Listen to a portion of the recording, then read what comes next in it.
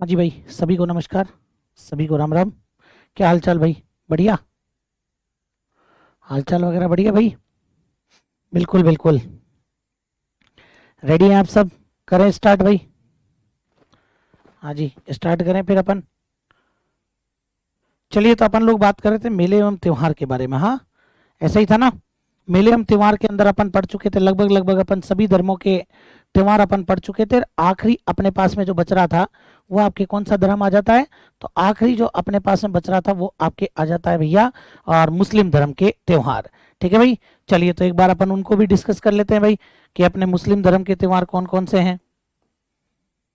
आखिरी जो अपने पास में पॉइंट आता है वो आपके कौन से धर्म के त्योहार आ जाएंगे? तो आखिरी जो अपने पास में पॉइंट आता है वो है आपके मुस्लिम धर्म के त्योहार। देखना आप लोग इधर, यहाँ पर अगर अपन मुस्लिम धर्म के त्योहारों के बारे में बात करते हैं तो आखिरी अपने पास में यही आते हैं। तो इनके बारे में भी आप लोग एक बार देख लीजिएगा, ध्यान से समझ लीजिएगा भाई, कि मुस्लिम धर्म के त्योहार में अपने पास में क्या क्या आ जाएगा। सबसे पहली बात, अगर मुस्लिम धर्म के त्योहारों में मैं बात करूं ना, तो एक चीज को आप लोग समझना मेरी बात को यहाँ पर, कि अपने जो मुस्लिम धर्म के त्योहार है ना, वो किस पर आधारित होते हैं। सबसे पहले तो अपने को यही पता होना चाहिए। हालांकि जितना अपने को याद हो उतना याद इसमें रखना है भाई अपने को। यूं मत समझना बोले याद नहीं होते तो साहब छोड़ देते हैं, ऐसा नहीं। पेपर में जब आएगा तो नंबर दिला कर जाएगा, नहीं तो कटा भी देता है भैया। ठीक है ना। तो मुस्लिम धर्म के त्योहार, सबसे पहली बात तो अपने को ये पता होना चाहिए। सर जी, हाँ जी। देखो, आप सबसे पहले तो अपने को ये पता होना चाहिए कि ये जो मुस्लिम धर्म के त्योहार हैं, ये मुस्लिम धर्म के त्योहार आपके किस पर आधारित होते हैं? तो ये आपके हिजरी संवत पर आधारित होते हैं। ये जो मुस्लिम धर्म के त्योहार हैं, ये आपके किस पर आधारित होते हैं? तो ये आपके हिजरी संवत पर आधारित होते हैं। सबसे पहले तो आप यही ध्यान रख लेना कि हमारे जो मुस्लिम धर्म के त्योहार हैं वो आपके किस पर आधारित हैं? तो वो आपके हिजरी संवत पर आधारित हैं। मैंने आपको पहले भी कभी बताया होगा कि जब मोहम्मद साहब आपके मक्का छोड़ करके मदीना चले गए थे, उस घटना को हम लोग क्या बोलते हैं? उस घटना को हम लोग हिजरत बोलते हैं। तभी तो अपन देखते हैं कि भैया ये जो आपके हिजरी संवत है, ये जो आपके हिजरी संवत है, ये हिजरी संवत भी आपके किसके आधार पर चलता है? तो हिजरी संवत आपके चंद्रमा पर आधारित होता है। ठीक है ना। ये जो हिजरी संवत है, ये आपके किस पर आधारित होता है? ये चंद्रमा पर आधारित होता है। और वहीं पर दूसरी बात अगर मैं करूं कि हिजरी संवत के अंदर एक वर्ष में कितने दिन होते हैं? तो एक वर्ष के अंदर आपके 360 से अधिक दिन होते हैं। तो ये ध्यान रख लेना आप लोग, 360 से अधिक दिन इसके अंदर होते हैं। मैं यूं लिख देता हूं भैया, 360 दिन। या तो 360 दिन होंगे या इससे ज्यादा। तो 360 दिन लगभग अपन यूं मान करके चलते हैं, वो आपके इसके अंदर होते हैं। और हिजरी संवत में भी आपके कितने महीने होते हैं भैया? हिजरी संवत के अंदर भी वही आपके 12 महीने होते हैं। ठीक है ना। अब 12 महीनों के अंदर थोड़ा सा याद रख लेना भाई। मान लो कि किस्मत बिल्कुल ही खराब हो और अपने से पूछ ले, क्रम में पूछ ले, तो क्रम थोड़ा सा याद होना चाहिए भैया। तो देखो आप लोग यहाँ पर इनके 12 महीने कौन कौन से होते हैं, सबसे पहले तो वो मैं आपको बता देता हूँ। सबसे पहला महीना, बहुत बड़ी बड़ी उसके अंदर अपने को नहीं लिखना है, मैं आपको पहले ही बता देता हूँ कि भाई अपन क्या होता है कि बहुत बड़ा बड़ा लिखते हैं, तो वो बड़े बड़े नाम नहीं लिखने हैं। सबसे पहला जो महीना होता है ना, वो आपके होता है मुहर्रम। कौन सा महीना हो जाएगा? तो सबसे पहला जो महीना होता है वो आपके मुहर्रम का महीना होता है, नंबर 1। ध्यान रखना। मुहर्रम के बाद में दूसरा महीना जो आता है वो है आपके सफर। मुहर्रम क्या कर रहा है आपके? मुहर्रम में सफर करते हैं भैया। आई बात समझ में? यूं ही याद रख लेना जो मैं आपको बता रहा हूं कि मुहर्रम के अंदर क्या किया जाएगा, तो मुहर्रम में आपके सफर किया जाएगा। नंबर 3, नंबर 3 में देखो रबी। अब यही देखो, थोड़ा सा दिक्कत यही करेगा, मैं आपको बता रहा हूं, ऐसे ही याद रखना जैसे मैं बता रहा हूं। रबी, रबी उल जो पहले आता है उसको क्या बोलते हैं? बोले ये तो क्लास में अव्वल आया है, ये तो क्लास में क्या आया है? अव्वल आया है।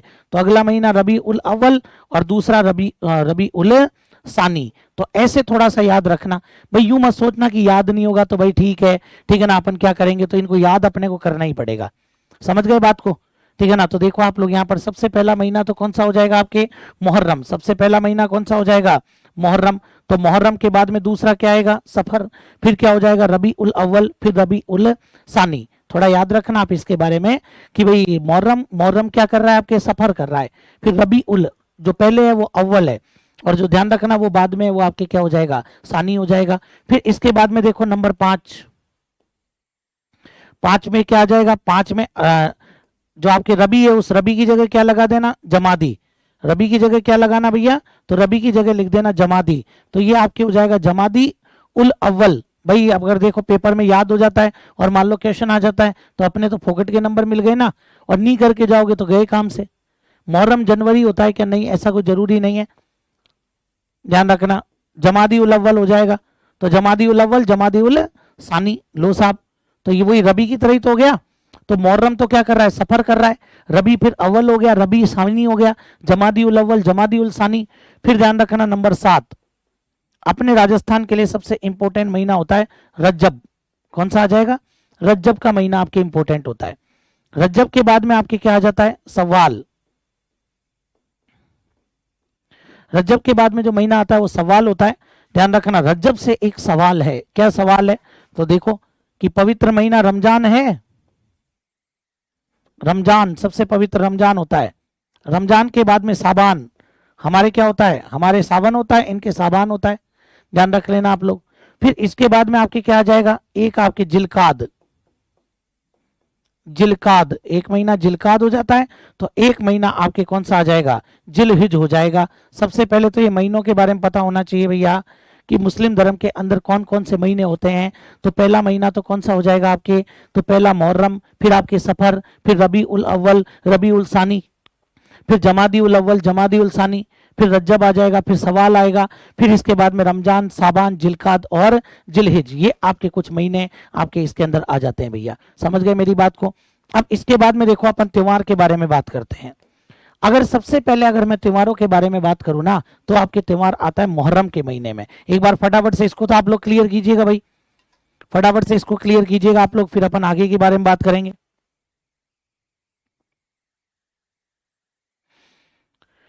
हाँ जी, फटाफट से इसको क्लियर कर लो एक बार तुरंत ही,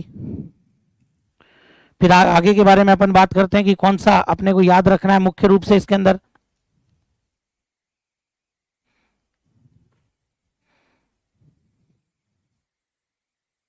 हाँ जी,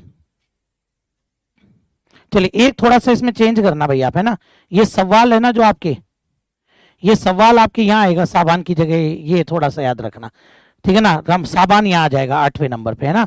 ये थोड़ा सा आप लोग इसके अंदर थोड़ी सी मेरे से मिस्टेक हो गई, तो ये आप लोग थोड़ा याद रख लेना, है ना।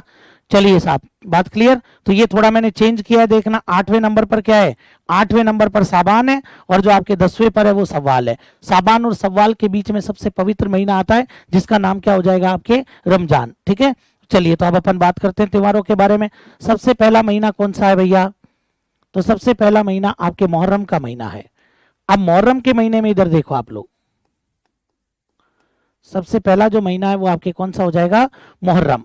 अब इनके तारीख ऐसे ही चलती है, पहली तारीख, दूसरी तारीख, तीसरी तारीख, ये ध्यान रखना तारीखें अपने ऐसे ही चलती हैं इनके, समझ में आई बात। तो देखो आप लोग मुहर्रम के महीने के अंदर अपने 10वीं तारीख, मुहर्रम के महीने की कौन सी तारीख, तो मुहर्रम के महीने की 10वीं तारीख आप लोग याद रखना। और एक मुहर्रम के महीने में कौन सी तारीख याद रखना, 27वीं तारीख। ये दो तारीख अपने को यहाँ पर याद रखनी है, इंपॉर्टेंट है दोनों ही तारीखें। तो देखो आप लोग, मैंने क्या बोला यहाँ पर, 10वीं तारीख। अब भैया 10वीं तारीख के दिन कौन सा त्योहार आता है, तो 10वीं तारीख के दिन त्योहार का नाम भी क्या है, मुहर्रम। छुट्टी भी आती है ना अपने, मुहर्रम का त्योहार ये आएगा, ध्यान रखना आप लोग 10वीं तारीख को, तो ये मुहर्रम का त्योहार आता है। और ये जो मुहर्रम का त्योहार है, इनके बारे में ये कहा जाता है कि ये त्योहार आपके क्यों मनाया जाता है, सबसे पहले तो यही ध्यान रखना। तो हमारे जो मोहम्मद साहब के जो नवासे हैं, मोहम्मद साहब जिनके बारे में अपन मुस्लिम धर्म के अंदर पढ़ते हैं, मोहम्मद साहब के जो नवासे, नवासे मतलब कि जिनको हम दोहिता बोलते हैं, क्या बोलते हैं भाई, दोहिता बोलते हैं। तो ये ध्यान रखना, जिनका नाम था आपके मोहम्मद हुसैन, मोहम्मद साहब के नवासे का नाम क्या था भाई, तो मोहम्मद हुसैन हो जाएगा। तो ये जो हुसैन है, ये आपके इराक के अंदर एक मैदान है जिसका नाम है करबला का मैदान, ठीक है ना। करबला के मैदान में लड़ते हुए, और ये आपके क्या हो गए थे, करबला, करबला के मैदान में लड़ते हुए, और ये आपके शहादत को प्राप्त हुए थे।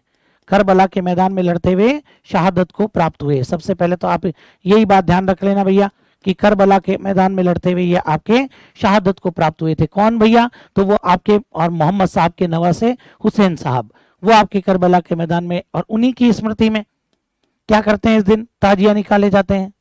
उन्हीं की याद में क्या करते हैं, ताजिया निकाले जाते हैं। तो ये भी आप लोग ध्यान रख लेना, क्या करते हैं भैया, ताजिया निकाले जाते हैं। समझ गए मेरी बात को? ये दो चीज अपने को इसमें याद रखनी है, ठीक है ना, कि ये दो चीज अपने को याद रखनी है कि इसमें क्या करते हैं भैया, ताजिया निकाले जाते हैं। फिर 27वीं तारीख को क्या होता है भैया? तो 27वीं तारीख को आपके उर्स लगता है। वो भी किसका उर्स लगेगा? सैयद फखरुद्दीन का उर्स लगता है। तो ये भी आप लोग याद रख लेना कि इस दिन आपके सैयद फखरुद्दीन का क्या लगेगा भाई? तो सैयद फखरुद्दीन का उर्स लगता है भैया। किस दिन लगता है? 27वीं तारीख को आपके लगता है। किसका उर्स लगता है? सैयद फखरुद्दीन का उर्स लगता है, जरूर याद रखना। कहां पर लगता है भैया? गलियाकोट डूंगरपुर, ठीक है ना। ये आपके कहां लगेगा भाई? तो ये आपके लगेगा गलियाकोट डूंगरपुर के अंदर इनका उर्स लगता है। और ये अच्छे से याद रखना आप लोग कि सैयद फखरुद्दीन का उर्स गलियाकोट डूंगरपुर में क्यों लगता है। पहली बात तो कब लग रहा है भैया? मुहर्रम के महीने की 27वीं तारीख को लग रहा है। मुहर्रम के महीने की कौन सी तारीख? 27वीं तारीख को लग रहा है। और ये गलियाकोट के अंदर आपके किसकी पीठ है? तो ये भी जरूर याद रखना कि गलियाकोट के अंदर आपके दाऊदी बोहरा संप्रदाय की पीठ है। कौन से संप्रदाय की? तो दाऊदी बोहरा संप्रदाय की पीठ है, जरूर याद रखना। दाऊदी बोहरा संप्रदाय की पीठ है, यहां पर मेला लगता है। गलियाकोट में वैसे भी आप जानते होंगे कि गलियाकोट मैंने आपको बताया था कि गोबर के कंडों की होली के लिए फेमस है। दाऊदी बोहरा संप्रदाय की पीठ है। सैयद फखरुद्दीन का यहां पर क्या लगता है? आपके उर्स लगता है, जरूर अच्छे से याद रखना। फिर अगला महीना कौन सा आता है? नंबर 2। हालांकि सारे महीनों में त्योहार नहीं आते हैं, जिनमें आते हैं वो मैं आपको बता रहा हूं। अगला महीना सफर आता है। सफर ध्यान रखना, मुस्लिम धर्म के अंदर क्या होता है? मुस्लिम धर्म के अंदर अगर किसी की मृत्यु को, जैसे मानो किसी की मृत्यु हो जाती है, तो मृत्यु के और 40वें दिन, मृत्यु के क्या होता है आपके 40वें दिन, और वो लोग क्या करते हैं? त्योहार मनाते हैं। 40वें दिन मतलब कि उसको बोलते हैं चेहल्लुम। तो सफर के अंदर अब देखो आप लोग यहां पर, आप लोग इधर देखो, 10 तारीख को हुसैन साहब की मृत्यु हुई थी। 10 तारीख को हुसैन साहब की मृत्यु हुई। एक महीने में लगभग 30 दिन होते हैं, तो 20 दिन तो ये और 20 ये हो गए ना 40। तो ध्यान रखना सफर के महीने की कौन सी तारीख? 20वीं तारीख। सफर के महीने की कौन सी तारीख? 20वीं तारीख। और 20वीं तारीख को ये लोग क्या मनाएंगे? तो 20वीं तारीख को ये लोग जो त्योहार मनाते हैं उसका नाम है चेहल्लुम। क्या नाम हो जाएगा? चेहल्लुम। आई बात समझ में? तो ये जरूर ध्यान रखना, हुसैन की मृत्यु के 40वें दिन, 40वें दिन मनाते हैं। ध्यान रखना, हुसैन की मृत्यु के कौन से दिन? 40वें दिन मनाते हैं। 40वें दिन मनाते हैं मतलब कि त्योहार क्या हो जाएगा? आपके चेहल्लुम का त्योहार मनाया जाएगा। ये भी आप लोग क्लियर समझ लेना। समझ गए मेरी बात? हुसैन की मृत्यु के कौन से दिन? तो हुसैन की मृत्यु के 40वें दिन मनाते हैं, इसको अपन बोलते हैं चेहल्लुम। समझ गए मेरी बात को? चलिए आगे बढ़ते हैं। इसके बाद में ये सफर का महीना खत्म। सफर के बाद में अगला महीना कौन सा आ रहा है भैया? तो अगला महीना आता है रबी उल अव्वल। रबी उल अव्वल। अब देखो आप लोग, रबी उल अव्वल महीने की कौन सी तारीख के बारे में बात करेंगे? नंबर 30, तीसरा महीना है। तो इसके अंदर आप लोग देखो, छुट्टी आती है आप लोगों के, अगर आप लोग देखेंगे तो कौन सी तारीख? 12वीं तारीख। 12वीं तारीख ये ईद होती है, जरूर याद रखना। बोले सर ये ईद तो अपन सुनते ही नहीं है, तो मैं सुना रहा हूं ना। तो देखो इस दिन आपके मनाते हैं ईद मिलादुल नबी। ईद मिलादुल नबी मतलब वो ईद जो आपको किससे मिला दे? नबी से मिला दे, मतलब ईश्वर से मिला दे। ईद मिलादुल नबी, ठीक है ना। और इसी को अपन बोलते हैं 12 वफात। आप लोग 12 वफात के नाम से जानते होंगे। छुट्टी आती है इस दिन 12 वफात के दिन। क्यों? क्योंकि ईद मिलादुल नबी मतलब जिसने आपको ईश्वर से मिलाया, और इनके ईश्वर कौन? मोहम्मद साहब। तो ये जरूर ध्यान रखना आप लोग। तो इस दिन तो आपके क्या हुआ था? मोहम्मद साहब का जन्म हुआ था। इस दिन आपके मोहम्मद साहब का क्या माना जाता है? जन्म हुआ था, जरूर याद रखना आप लोग। और मोहम्मद साहब का जन्म कब हुआ था पता है? 570 ईस्वी में। और जन्म कहाँ हुआ था? ध्यान रखना, मक्का में हुआ था। फिर अगर बात करते हैं 12 वफात, तो इस दिन आपके मोहम्मद साहब की क्या हुई थी? मृत्यु। It's a coincidence. ये कोइंसिडेंस है कि भाई जन्म और मृत्यु दोनों एक ही दिन हो रहे हैं। वो भी कौन सी तारीख को? वो भी आपके 12वीं तारीख को। ये ध्यान रखना आप लोग। तो इस दिन मोहम्मद साहब की मृत्यु हुई थी मदीना में। और मदीना में मृत्यु हुई थी आपके कब? तो मोहम्मद साहब की मृत्यु हुई थी मदीना में, और ये हुई थी आपके 632 ईस्वी में। आई बात समझ में? तो ये चीज भी आप लोग याद रख लेना भैया कि ये कोइंसिडेंस है कि दोनों दिन आपके मतलब जन्म और मृत्यु एक ही दिन है। जन्म है इसलिए तो ईद मिलादुल नबी है, और मृत्यु है इसलिए क्या मनाएंगे अपन? 12 वफात का त्यौहार अपन मनाएंगे। फटाफट से क्लियर कर लीजिए आप लोग इसको भी, फिर इसके बाद में आगे बढ़ते हैं। ठीक है ना? तो 3 महीने हो गए। अब चौथे, पांचवे, छठे में कोई त्यौहार नहीं है। मैं बोल रहा हूं ना जो काम के हैं उन्हीं के बारे में बात करेंगे। 7वां महीना आता है आपके रज्जब। कौन सा महीना आएगा? रज्जब। और रज्जब के महीने में तो आप 100% याद रखना, रज्जब के महीने में अगर मैं बात करूं तो आपके 1 से 6 तारीख, रज्जब के महीने में अगर मैं बात करता हूं तो आपके 1 से 6 तारीख तक क्या चलेगा भैया? बहुत इंपॉर्टेंट। अपने राजस्थान में तो, और भारत का मक्का किसको कहते हैं? अजमेर को ही तो कहते हैं भारत का मक्का। तो ये ध्यान रखना, अपने यहाँ पर किसकी दरगाह है? ख्वाजा मोइनुद्दीन चिश्ती। तो ये ध्यान रखना, इनकी जो दरगाह है ख्वाजा मोइनुद्दीन चिश्ती, वहां पर इनका क्या लगता है? ख्वाजा मोइनुद्दीन चिश्ती का उर्स लगता है। आई बात समझ में? किसका उर्स लगता है भैया? ख्वाजा मोइनुद्दीन चिश्ती का उर्स लगता है। और ये उर्स आपके कहां पर लगेगा? अजमेर। अरे ख्वाजा साहब को क्या बोलते हैं? गरीब नवाज बोलते हैं, ध्यान रखना। आई बात समझ में? क्या बोलते हैं इनको? गरीब नवाज लगते हैं, बोलते हैं। और इनका उर्स आपके कहां पर लगेगा? तो इनका उर्स आपके अजमेर में लगता है। जरूर ध्यान रखना आप लोग। समझ गए मेरी बात को? ठीक है ना? इस उर्स में गड़बड़ नहीं होनी चाहिए भैया। तो इनका उर्स लगता है आपके, अब इसमें देखो कब से कब तक? 1 से 6 तारीख तक। इधर सुनना, इसमें ये जो उर्स लगता है इसमें अपने भीलवाड़ा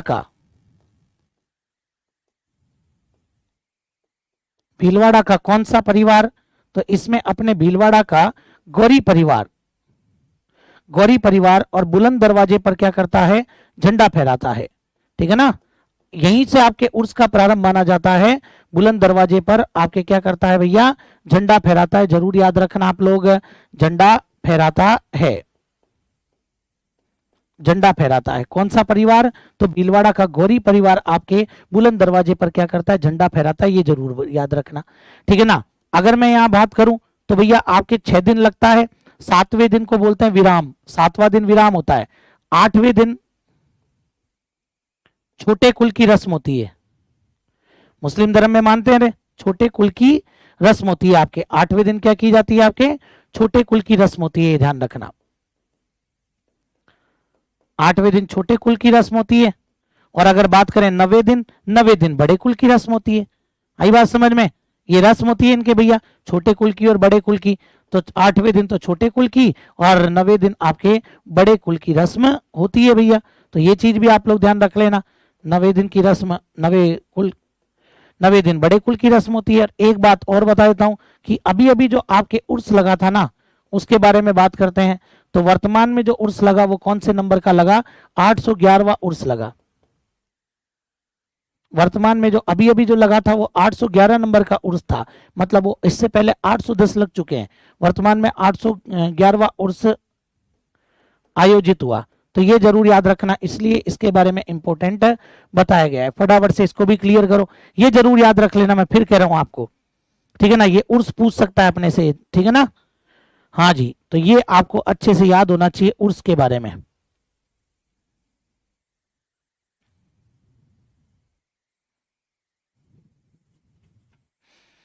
चलिए आगे बढ़े इसके बाद में।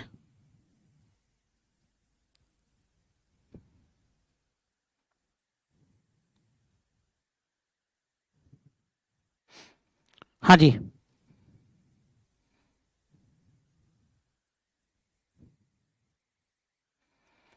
चलिए तो इसके बाद में देखिएगा आप लोग।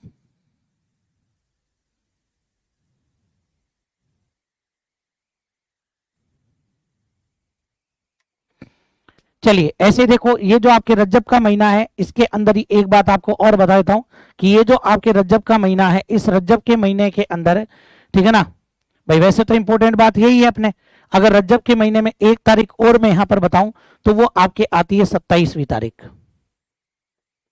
कोई बड़ी बात नहीं है, मैं तो ये कहता हूं शायद पूछेगा भी नहीं। रज्जब के महीने में 27वीं तारीख को आप लोग क्या मनाते हो? तो इस दिन आपके मनाई जाती है शब्र ए मिराज। क्या बोलते हैं इसको? शब्र ए मिराज। ये त्योहार का नाम है, शब्र ए मिराज। ऐसे 3 त्योहार आएंगे, शब्र ए बारात, शब्र ए मिराज और शब्र ए कद्र। अभी बताऊंगा तीनों, ध्यान रखना। तो देखो शब्र ए मिराज आ गया ना, इस दिन आपके क्या हुई थी भैया? तो मोहम्मद साहब की अल्लाह से मुलाकात हुई थी।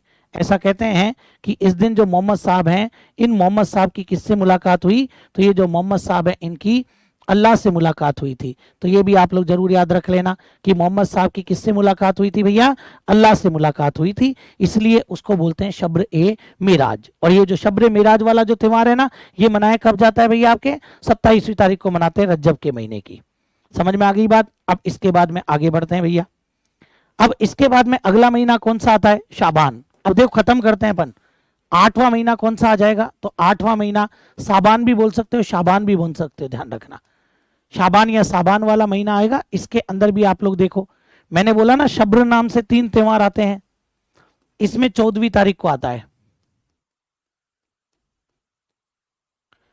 14वीं तारीख को। और कौन सा आएगा भैया आपके? शब्र ए बारात। शब्र बारात का त्यौहार आता है। ऐसा कहते हैं कि इस दिन मुस्लिम बुरे कर्मों का क्या करते हैं? प्रायश्चित करते हैं, क्षमा मांगते हैं। ध्यान रखना, कोई ज्यादा लोड नहीं लेना, इतना सा याद रखना बस, ठीक है ना। 9वें नंबर पर बात करते हैं, 9वां महीना रमजान। ये तो भूलना ही मत भैया आप लोग, रमजान त्यौहार तो अपन देखेंगे, लेकिन उससे पहली बात, मुस्लिम धर्म के अंदर अगर कोई सबसे पवित्र महीना है तो वो आपके कौन सा माना जाएगा? तो मुस्लिम धर्म के अंदर सबसे पवित्र महीना रमजान का ही माना जाता है। और इसी महीने के अंदर आपके जो है, ध्यान रखना, मुस्लिम क्या करते हैं? रोजे रखते हैं। वो 30 दिन आपके जो रोजे चलते हैं वो इसी में होते हैं, ध्यान रखना, रोजे रखते हैं इसी में। और इसी के अंदर आपके 27वीं तारीख को, वेरी वेरी इंपॉर्टेंट, इसी महीने की 27वीं तारीख को कहते हैं शब्र ए कद्र। शब्र ए कद्र, इधर देखो आप लोग, शब ए कद्र भी बोलते हैं वैसे। शब ए कद्र का मतलब क्या होता है? शब ए कद्र मतलब कद्र यानी सम्मान करो, कद्र करो। तो यह किसकी कद्र करें? तो ये ध्यान रखना, इस दिन कुरान का धरती पर अवतरण हुआ था। तो ये जरूर याद रखना, इस दिन जो आपके कुरान है, उस कुरान का आपकी धरती पर अवतरण हुआ था। मतलब कुरान धरती पर उतर करके आई थी, तो ये आपके कुरान का धरती पर अवतरण हो जाएगा। ये आप लोग जरूर याद रखना, शब कद्र। फिर अगला महीना देखते हैं भैया, रमजान खत्म। रमजान जैसे ही खत्म हो जाते हैं, अगला महीना कौन सा आता है आपके? शव्वाल। अब भैया आप लोग जानते हो, रमजान जैसे ही खत्म होते हैं, रमजान खत्म होते ही आपकी ईद आती है ना। मतलब ईद जो आएगी वो कौन सी तारीख को आएगी? 1 तारीख। रमजान जैसे ही खत्म होते हैं, 1 तारीख को आपके जो ईद आती है उसको अपन क्या बोलते हैं भैया? तो उसको बोलते हैं ईद उल फितर। वैसे अगर प्रॉपर नाम देखूं तो ईद उल फितर यही तो है अपने, जिसकी छुट्टी आती है एक और, ईद उल फितर। इसी को तो अपन कहते हैं मीठी ईद।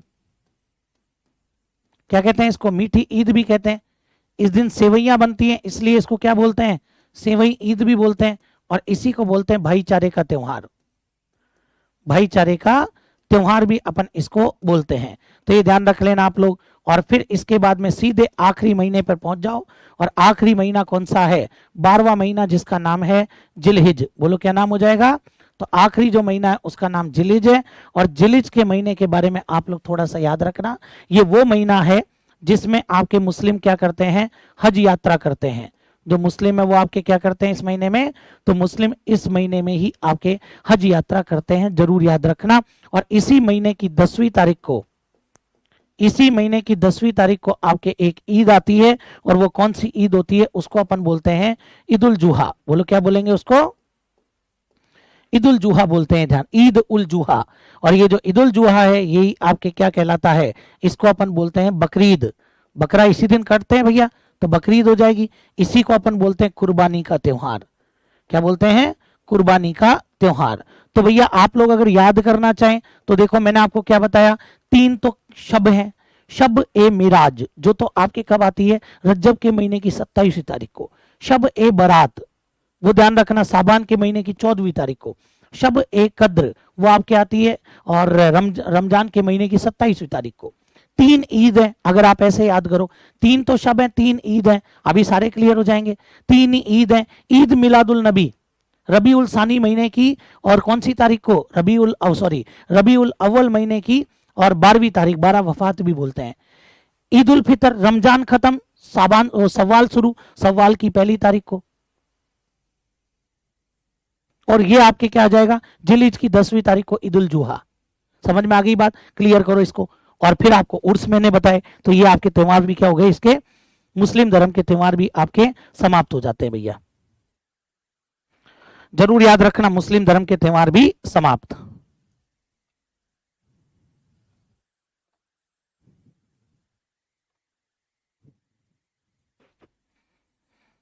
चलिए आगे बढ़े इसके बाद में।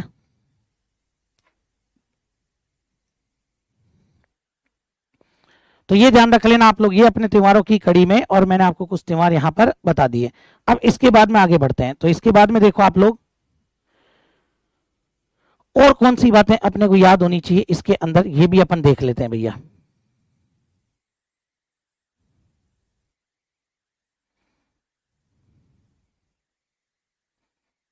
हाँ जी,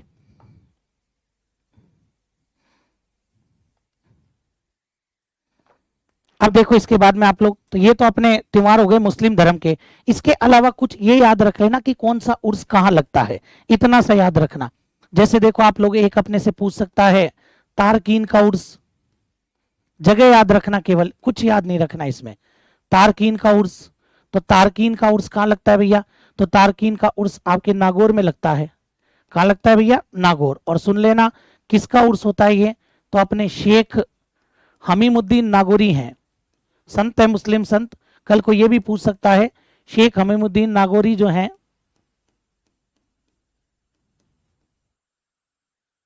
उनका स्थान कहाँ है भैया, नागौर में है, तो ये ध्यान रखना। तो ये आपके और शेख हमीमुद्दीन नागौरी से संबंधित है, क्योंकि इन्हीं को कहते हैं सुल्तान तारकीन, तो ये जरूर ध्यान रखना आप लोग, पहली बात।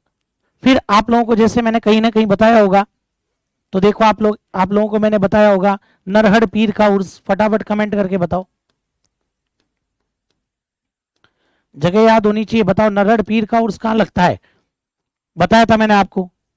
फिर और अपन बात करेंगे, फिर अपन बात करेंगे यहाँ पर, तो अपने पास में क्या आ जाएगा, मलिक शाह का उर्स आ जाएगा, तो ये भी ध्यान रखना। अब भाई थोड़ा बहुत देखो, इन त्योहारों के अंदर तो अपने को थोड़ा फटाफट पढ़ना ही पड़ेगा भैया। जहां पूरी समझाने की बात थी वो मैंने आपको समझा दिया था, ठीक है ना। फिर अपने से पूछता है मीठे शाह का उर्स,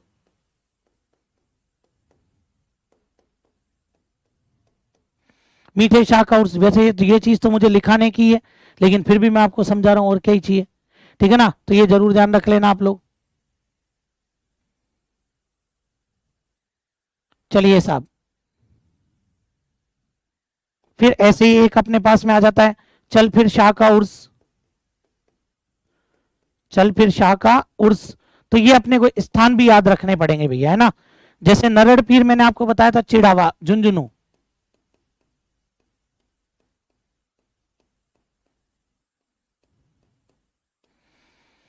मलिक शाह का उर्स जालोर, मीठे शाह का सांबर में लगता है, ये ध्यान रखना।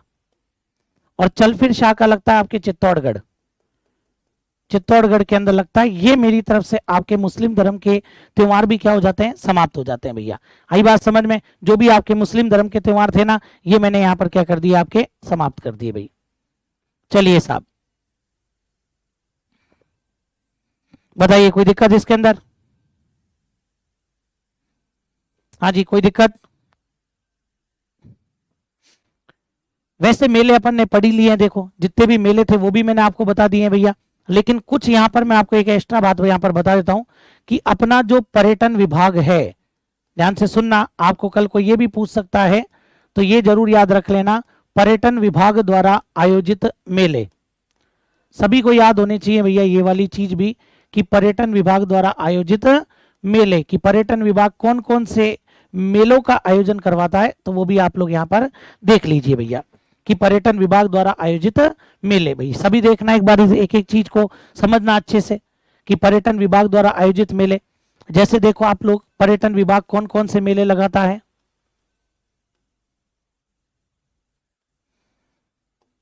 हाँ जी, जैसे आप लोग देखेंगे सबसे पहले आ जाएगा आपके अंतरराष्ट्रीय ऊंट महोत्सव। अपन लोग पढ़ते हैं ना, तो अपने पास सबसे पहले आता है अंतरराष्ट्रीय ऊंट महोत्सव। दूसरे नंबर पर बात करूं मैं यहां पर, तो आपके आ जाएगा कौन सा, तो दूसरे नंबर पर आप लोग देखो अंतरराष्ट्रीय मरु महोत्सव, अंतरराष्ट्रीय मरु महोत्सव। फिर अगर अपन बात करते हैं तो फिर अपने पास में क्या आ जाएगा, तो अपने पास में आ जाता है भैया अंतरराष्ट्रीय थार महोत्सव, अंतरराष्ट्रीय थार महोत्सव आ जाएगा। तो ये भी आप लोग जरूर याद रख लेना, अंतरराष्ट्रीय ऊंट महोत्सव, मरु महोत्सव, अंतरराष्ट्रीय थार महोत्सव। फिर ऐसे ही देखो आप लोग, एक अपने पास में आ जाता है अंतरराष्ट्रीय पतंग महोत्सव, अंतरराष्ट्रीय पतंग महोत्सव। ये तो मैं आपको बताऊंगा ही बताऊंगा, लेकिन जरूर याद रखना एक अपने पास में आता है पतंग महोत्सव। केवल और केवल मैंने यहां पर क्या लिखा है, पतंग महोत्सव भी अपने पास में आ जाएगा, तो ये भी आप लोग याद रखना।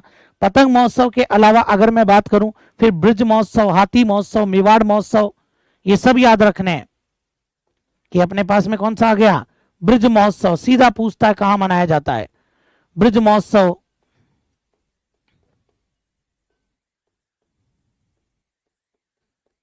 हाथी महोत्सव, मेवाड़ महोत्सव, जरूर याद रख लेना आप जो मैं ये बता रहा हूं, मेवाड़ महोत्सव।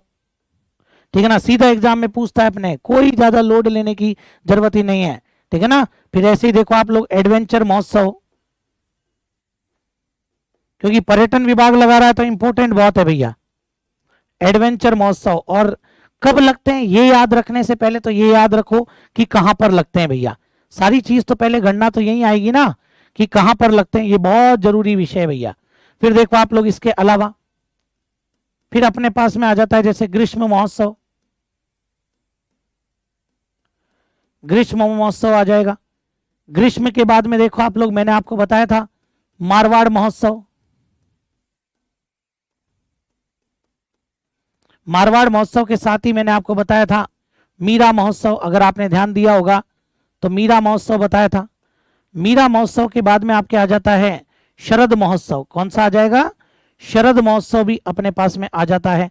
चलो तो पहले एक बार इनके बारे में ही बता देता हूं, होने को तो मेरे पास और भी बहुत मिल जाएंगे आपको कि ग्रीष्म, मारवाड़, मीरा, शरद। फिर अपने त्योहार है जैसे गणगौर है, छोटी तीज है, फिर आपके बड़ी तीज वाला त्योहार भी आ जाता है, कजली तीज जिसको आप लोग बोलते हो। ठीक है ना, तो वो भी आपके आ जाते हैं। जैसे देखो आपको मैं बता देता हूं एक बार, गणगौर महोत्सव, कौन सा, गणगौर महोत्सव, छोटी तीज महोत्सव। पर्यटन विभाग जो आपके जयपुर में सवारी निकलती है वो पर्यटन विभाग ही तो निकलवाता है। छोटी तीज महोत्सव, कजली तीज महोत्सव, भूल मत जाना इनको, खैर ये तो आपको याद है क्योंकि मेले त्योहार में आपने पढ़े हैं, कजली तीज महोत्सव। फिर कजली तीज के बाद में देखो आप लोग बेणेश्वर, बेणेश्वर महोत्सव। फिर देखो एक और आपके आ जाता है हिंडोलिया, ये हिंडोला महोत्सव आपके आ जाएगा। ऐसे ही ध्यान रखना एक आपके आभानेरी, आभानेरी महोत्सव, इन सब के ऊपर थोड़ा सा ध्यान देना।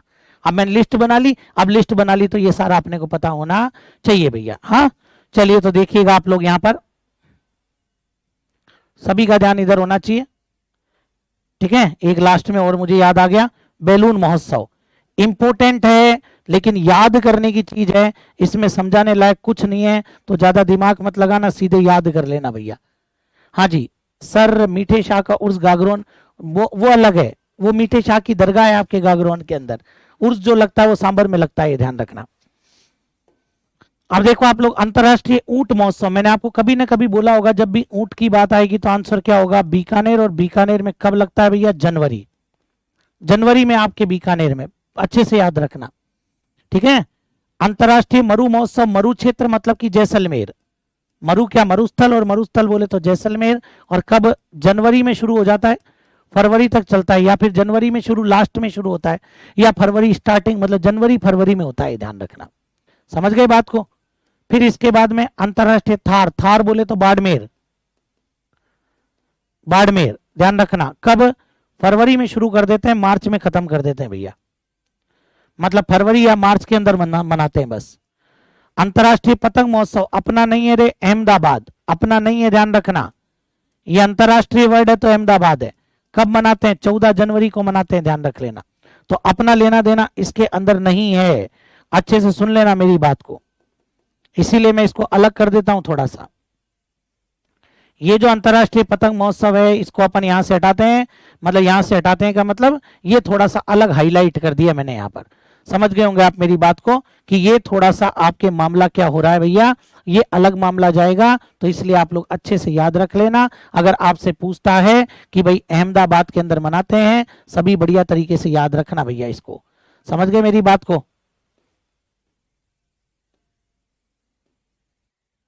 ठीक है ना, ये सबको याद हो जानी चाहिए वाली बात। ठीक है, अंतर्राष्ट्रीय पतंग महोत्सव अहमदाबाद, और अहमदाबाद में कब मनाते हैं? 14 जनवरी को मनाते हैं। ये मैंने आपको क्लियर यहां पर कर दिया भैया।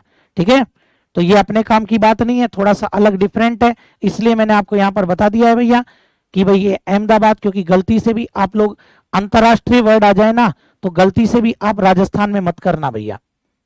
मैं ये नहीं कह रहा कि अपने यहां मनाते नहीं है, अपने यहां पर अंतर्राष्ट्रीय नहीं मनाते हैं, अपने यहां पर केवल और केवल क्या मनाते हैं? पतंग महोत्सव मनाते हैं, ध्यान रखना। और वो पतंग महोत्सव भी अपने कहां का फेमस है? जयपुर का।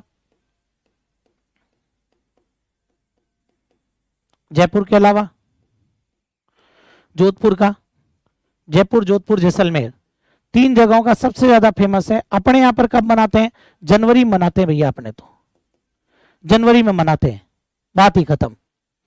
फिर ब्रज महोत्सव अपने कहां मनाते हैं? अरे ब्रज क्षेत्र तो भरतपुर हो गया ना मेन, भरतपुर और बसंत पंचमी के आसपास, तो वही आपके जनवरी में मनाते हैं, ध्यान रखना।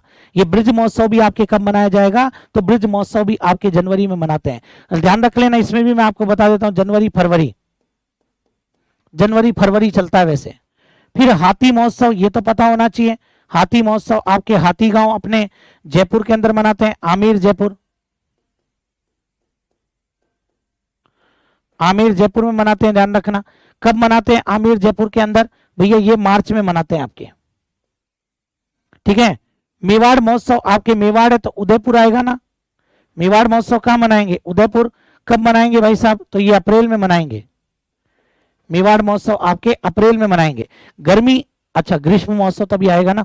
एडवेंचर महोत्सव कोटा बूंदी, ये थोड़ा सा याद ही करना पड़ेगा, इसमें दिमाग और नहीं लगेगा। ये फरवरी में मनाते हैं भैया। कब मनाते हैं आपके? ये फरवरी में मनाते हैं, ध्यान रखना। अब बात आती है ग्रीष्म, गर्मी कब पड़ती है? मई जून में पड़ती है भयंकर। और गर्मियों में कहां जाना पसंद है? माउंट आबू, माउंट आबू जाओ आराम से, ध्यान रखना, मई जून का महीना। ये सब वो है जो पर्यटन विभाग लगवाता है, जरूर याद रखना। ये तो बता दो मारवाड़, जोधपुर, और मैंने आपको बताया था शरद पूर्णिमा वाला, हाँ तो ध्यान रखना अक्टूबर में मनाते हैं ये। पुराने पेपर उठा के देख लेना, प्रश्न मिल जाएंगे। मीरा महोत्सव चित्तौड़गढ़, ये भी आपके अक्टूबर में। मीरा महोत्सव चित्तौड़गढ़, वो भी आपके अक्टूबर में।